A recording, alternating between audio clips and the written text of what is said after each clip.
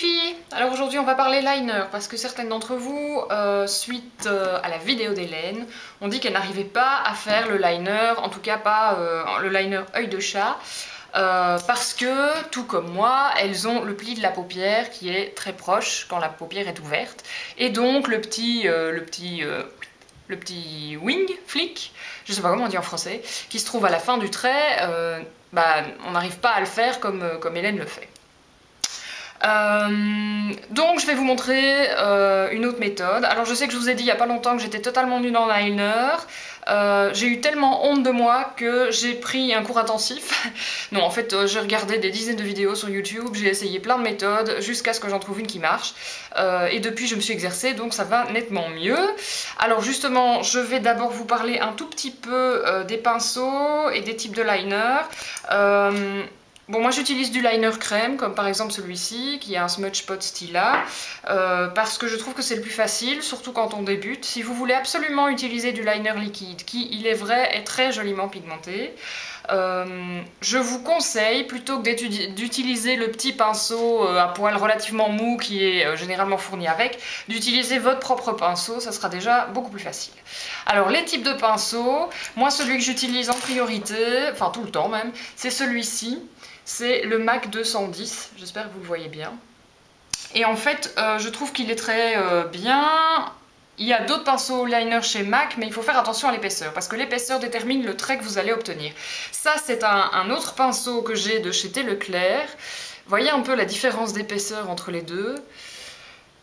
Quand on n'a pas beaucoup de place pour mettre la ligne sur paupière ouverte, avoir un trait très épais, c'est pas une bonne idée. Donc ça, j'utilise pas.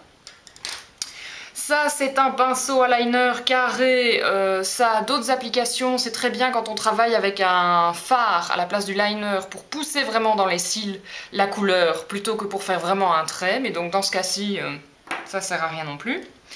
Le fameux biseauté de MAC, le 266, j'en ai un, mais quand il me sert, c'est plutôt pour les sourcils, parce que au niveau cils, moi j'ai jamais réussi à le faire fonctionner. Cela dit, il y a des gens qui préfèrent celui-ci, donc à vous un peu de voir si vous préférez ceci plutôt qu'une brosse, un pinceau. J'ai toujours une brosse parce que c'est brush en anglais, un pinceau normal. Et alors, il y a le fameux pinceau avec la tête coudée que Marlena utilise beaucoup.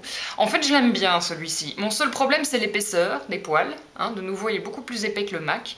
Mais avec celui-ci, plutôt que de travailler comme ça, en fait, le secret, c'est de le prendre face à vous et de travailler comme ça. Et quand on débute, parfois, honnêtement, c'est plus facile. Mais bon, il y a le problème de l'épaisseur du trait. Maintenant, je sais qu'il y a d'autres marques qui font ce genre de pinceau maintenant. C'est peut-être intéressant pour vous de voir si vous en trouvez un avec une épaisseur qui vous convient. Voilà, alors on va passer à la démonstration pratique. Alors, j'ai mis le produit sur la brosse, enfin sur le pinceau plutôt, et comme Hélène vous l'a montré, j'ai travaillé sur la main pour m'assurer qu'il n'y ait pas un poil qui dépasse. Alors, je suis devant mon miroir avec le coude sur la table et je vais commencer mon trait. Alors, on dit souvent qu'il faut commencer le trait au milieu, partir vers l'extérieur pour déposer plus de pigments à l'extérieur. Je pense que c'est particulièrement vrai pour le liner liquide, mais pas forcément pour le liner crème qui dépose une couleur égale partout. Alors, je commence donc mon trait à l'intérieur, parce que moi je trouve ça plus facile. Et je commence là où mes cils commencent. Et vous voyez que pardon, le liner crème ne glisse pas trop. Et donc mon pinceau fait des mouvements relativement précis. Et je m'appuie avec le petit doigt sur la tempe, en fait. Voilà, je reprends un peu de produit.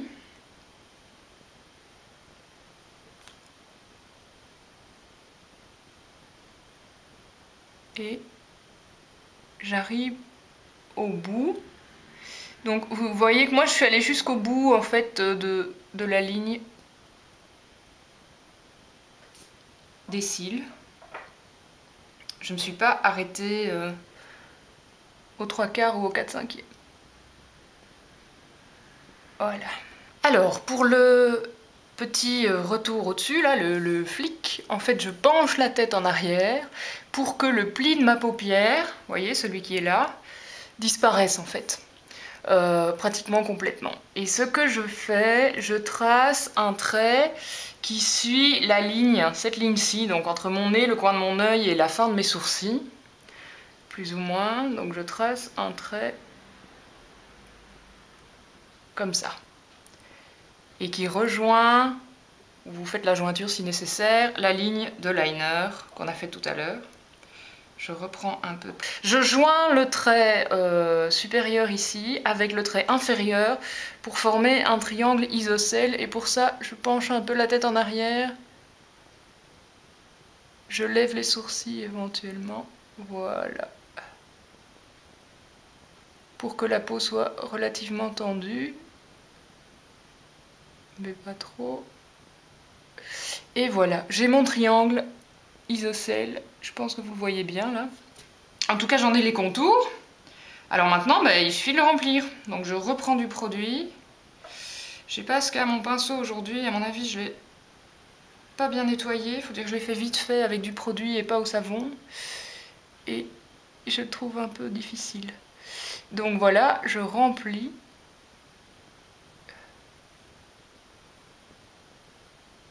Je repasse éventuellement sur les contours.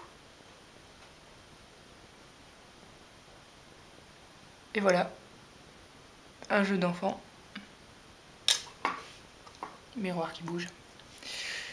Voilà, alors, si jamais il y a des petits dégâts que vous voulez corriger, ce qui peut arriver, gardez près de vous un coton-tige et un démaquillant, mais moi je conseille l'eau micellaire parce que c'est vraiment ce qui va faire le moins de dégâts. Un démaquillant lait, ça va être peut-être un peu dur, quoi. Et alors, vous pouvez nettoyer le bord, comme ça, de votre triangle, éventuellement nettoyer légèrement. Bon, évidemment, si vous avez fait un super make-up en couleur avant, ça va être plus difficile, hein, mais si vous faites ça avec du liner noir, sans fard à paupières, pour faire un look à la Audrey Hepburn, puis pour vous entraîner au début, je trouve que c'est bien. Voilà, alors je regarde si les détails me conviennent, éventuellement je vais un poil plus loin ici en affinant. Et voilà.